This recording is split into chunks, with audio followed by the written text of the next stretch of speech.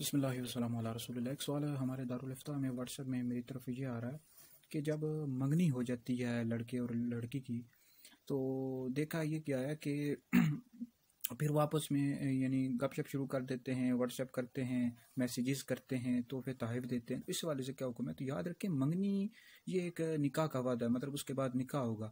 منگنی کر کے وہ کوئی میاں بیوی نہیں بن جاتے، وہ غیر محرمی ہوتے ہیں لڑکا اور لڑکی، اور اس کے بعد وہ آپس میں یعنی گپے لگانا شروع کر دیتے ہیں واٹس ایپ پر، میسیجز پر، اور یعنی اس طرح کی گفتگو، اور بعض اوقات کالیں بھی کرتے ہیں، ایک دوسرے سے بات چیت کرتے ہیں۔ تو یہ جائز نہیں ہے۔ اس کی وجہ یہ ہے کہ وہ میاں بیوی تب بنے گے جب ان کا نکاح ہوگا، پھر وہ بات چیت کر سکتے ہیں، ملاقات بھی کر سکتے ہیں۔